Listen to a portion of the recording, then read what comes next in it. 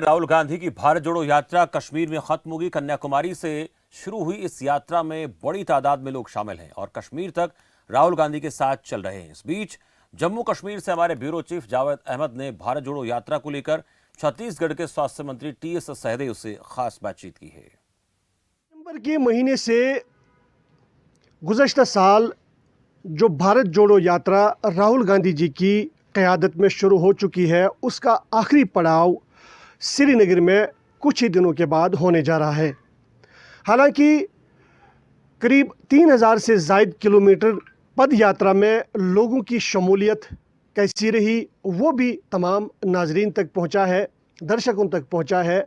लेकिन कश्मीर घाटी में इस पद यात्रा को किस तरह देखा जाता है, यहाँ पे गुज़श्ता दिन जो राहुल गांधी की क़यादत में पद यात्रा यकबस्ता हवाओं की लहर के दौरान और बर्फ़ से लिपटी चोटियों के दरमियान नवयुग टनल में हज़ारों की तादाद में लोगों ने इस्तकबाल किया राहुल गांधी जी का। उससे ऐसा लगता है कि राहुल गांधी की पद यात्रा किसी हद तक कामयाब होती देखी जा रही है। क्या तवक्कुआत है, क्या ऐसा लग रहा है कि कांग्रेस अपनी साख्त जो है जम्मू कश्मीर में भी मजबूत करेगा? आज इस विषय पे चर्चा करने के लिए हमारे साथ खसूसी मेहमान, हमारे साथ टीएस सिंहदेव जी, हेल्थ मिनिस्टर छत्तीसगढ़, हमारे साथ मौजूद है। सर, आपका स्वागत है खबर फास्ट में।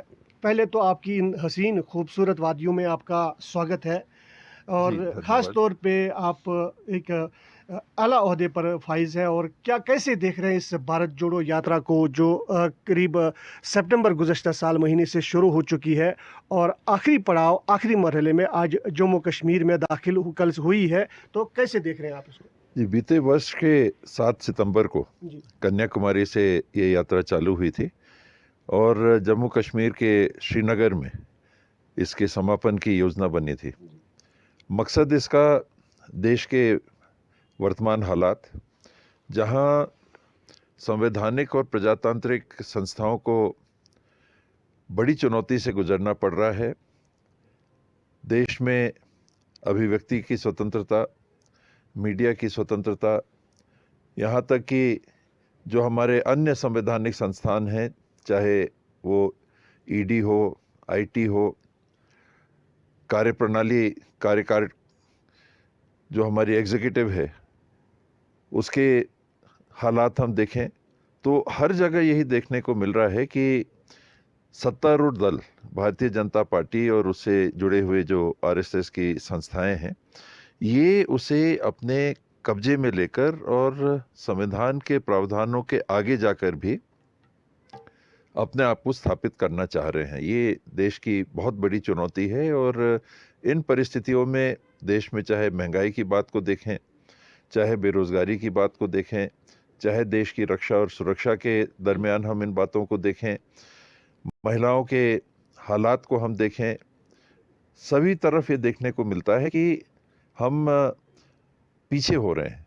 आर्थिक हालात देश के देखें तो बढ़ता हुआ जो हमारा देश का आर्थिक हालात होने चाहिए, वो कोरोना के बाद में वैसे उभर नहीं पा रहे हैं। कुछ बढ़ोतरी, क्योंकि कोरोना में इतने गिर गई थी जीडीपी देश की कि थोड़ी भी बढ़ती है तो लगता है बहुत बढ़ गई। ये जो बढ़ोतरी है, इसको हमको देखना चाहिए कोरोना के पहले कितनी थी और अब कोरोना के बाद उसकी तुलना में कितनी है। हम देखते हैं कोरोना के समय में जो गिर गई थी देश की आर्थिक स्थिति, उससे हम कितने आगे आए। तो इन सारी बातों को जब हम देखते हैं तो बड़ी चिंता होती है और इन सब बातों को लेके राहुल जी ने ये फैसला किया कि वो देश के नागरिकों से जुड़ेंगे और कन्याकुमारी से कश्मीर तक, श्रीनगर तक वो पदयात्रा करके जितने लोग वहाँ के रहने वाले उनसे मिलने आना चाहें, उनसे मिलने की वो कोशिश करेंगे। मैं सदैव जी ये पूछना चाहूँगा कि राहुल गांधी जी जो है एक सफ़ेद टी शर्ट में एक तवज्जो का मरकज़, कशिश का मरकज़, यानी काफ़ी चर्चा में रहे वो। उस हवाले से जो ही कश्मीर घाटी में भी वो पहुँचे, लेकिन उन्होंने यहाँ पे भी इन सर्द हवाओं में, ठंडी हवाओं में वो सफ़ेद टी शर्ट, हाफ स्लीव्स पहनी हुई, क्योंकि माइनस टेम्परेचर है, आप भी देख रहे हैं। तो तवज्जो का मरकज़ बन गए, कशिश का मरकज़ बन गए और लोग ख़ास तौर पे कल हमने देखा कि वहाँ पे लोगों का एक बड़ा हुजूम देखने को मिला और सिक्योरिटी व्यवस्था पे भी राहुल जी ने इल्ज़ाम लगाया। लेकिन उसके बाद पुलिस ने, यहाँ की प्रशासन ने, पुलिस प्रशासन ने बाज़ाब्ता तौर पे उसमें एक तरदीद की है कि कोई कोताही नहीं की थी। तो उस हवाले से आप क्या कहना चाहेंगे? ये उनकी अंदर की मजबूती है, जी। वरना हम आप देखें सब जैकेट पहने हैं, शॉल पहने हैं, हम लोग उन हालातों में नहीं चल पाएंगे। जी। एक टी शर्ट में इस सर्द मौसम में, और यहाँ ही नहीं इसके पहले भी देश के अन्य भागों में जैसे जैसे विंटर के समय टेम्परेचर गिरा, उन हालातों में भी चल पाना जी। बहुत ज़्यादा कठिन था। तो ये अंदर की जब तक आप में मजबूती नहीं होती, मन से भी और इच्छा शक्ति से भी जब आप तक मजबूत आप नहीं होते, तो आप ऐसा काम नहीं कर जी। सकते। और ऐसे इच्छा शक्ति के व्यक्ति के ही माध्यम से जो बड़ी चुनौतियां आज देश के सामने हैं, उसको हल करने की रोशनी हमको दिखती है।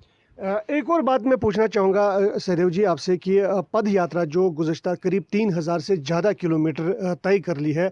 कल हमने देखा कि मध्य प्रदेश से एक बुज़ुर्ग 88-80 साला बुज़ुर्ग भी उसमें शामिल हुए थे और उसका जोश जज़्बा देखकर ऐसा लगता है कि कांग्रेस जो अपनी साख्त कहीं न कहीं उसकी जो शबीहा बिगाड़ने की भी कोशिश की गई राहुल जी की, कहीं पे एसओपीज़ पे का इल्ज़ाम लगाया गया, एसओपी फॉलो नहीं हो रहे हैं। लेकिन जम्मू कश्मीर में ख़ास तौर पे आप किस तरह से देखते हैं इस भारत जोड़ो यात्रा को? यहाँ जरूर एक विशेष चुनौती रहती है, जैसे देश के अन्य हिस्सों में जंगल के अगर इलाके हैं तो वहाँ चुनौतियाँ रहती हैं।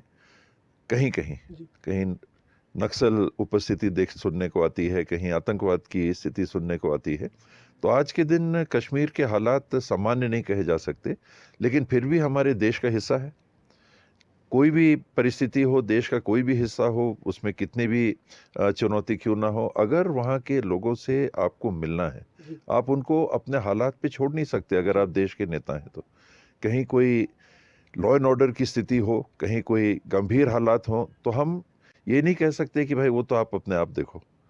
तो जो देश का नेता होता है उसका फर्ज भी यही होता है और उसकी जिम्मेदारी भी यही होती है कि वो वहाँ जाके देखे और समझे लोगों के हालात कैसे हैं, लोगों के स्थिति कैसी है, किन परिस्थितियों में वो जीवन यापन कर रहे हैं, क्या उनकी चुनौती हैं, उनकी ज़बानी सुने। तो कल एक बीजेपी के लीडरान की जानिब से, सीनियर लीडरान की जानिब से एक बयान ये सामने आया कि भारत जोड़ो यात्रा जो है वो कश्मीर में फ्लॉप हो गई है। तो उस हवाले से आपकी क्या इज़हार है, राय है? हम आप उसके बारे में चर्चा कर रहे हैं तो वही उसकी सफलता है। बिल्कुल। यहाँ तक अगर भारत जोड़ो यात्रा पहुँची है जी। और कश्मीर के मैं समझता हूँ कि घर घर में ये बात पहुँच गई होगी कि राहुल जी यात्रा कर रहे हैं। चाहे वो लोग शामिल हुए हों, चाहे शामिल ना हो पाए हों, उनके मन में रहा हो, सिक्योरिटी की बातें रहती हैं, हर आदमी जाके राहुल जी से मिलना चाहता है, वो मिलना संभव नहीं होता है। बिल्कुल। लेकिन खबर तो हर व्यक्ति तक पहुँच गई कि राहुल जी कन्याकुमारी से श्रीनगर पद यात्रा पे आ रहे हैं। पदयात्रा पे हैं और 30 तारीख को झंडा फहराएंगे। कश्मीर में भारत जोड़ो यात्रा को आप किस तरह से देखते हैं? देश से जोड़ने वाली बात ही ये है, मुल्क एक है, ये एक संदेश इस यात्रा का बुनियादी संदेश है कि हम एक हैं। कहीं किसी के मन में देश के किसी भी भाग के किसी भी व्यक्ति को ये नहीं लगना चाहिए कि हम किसी मायने में अलग हैं या हमारे तरफ किसी का ध्यान नहीं है। हमारे जो हालात हैं, कोई गरीबी से गुजर रहा है, किसी के पास ज़मीन नहीं है, कोई बीमार है, किसी के लिए पढ़ाई की चिंता है, किसी को नौकरी की तलाश है, किसी को कोई सता रहा है, कोई भी देश के व्यक्ति के हालात हों, ये हमारे हैं, ये हमारे देश के हैं, हम देशवासियों के हैं। ये संदेश मैं समझता हूँ कि इस पदयात्रा ने 7 सितंबर से लेके 2022 जब ये चालू हुई थी, आने वाले 30 जनवरी को जब इसका समापन होगा, तो पूरे देश में ये संदेश पहुँच चुका होगा। जाते-जाते आप जम्मू कश्मीर जनता के लिए आपकी क्या मैसेज रहेगी? हमारे जम्मू कश्मीर के और ख़ास करके कश्मीर वैली के जो नागरिक हैं और आसपास के इलाकों में रहने वाले जो हमारे नागरिक हैं, ये बहुत ही खुशकिस्मत हैं। दुनिया के सबसे खूबसूरत इलाकों में माने जाने वाला हमारा ये इलाका है।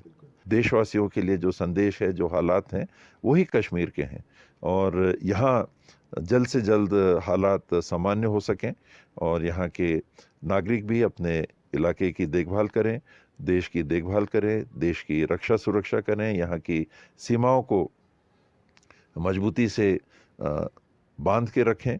ये वादी खूबसूरत अंदाज में यहाँ के नागरिक पुरअमन हालात में रहे। ये वादियाँ जम्मू कश्मीर ख़ास तौर पे तरक्की के आला मंजिलों तक पहुँचे, ये कहना है छत्तीसगढ़ के हेल्थ मिनिस्टर जनाब TS सहदेव जी का। खबर फास्टी के लिए मैं श्रीनगर से जावेद अहमद।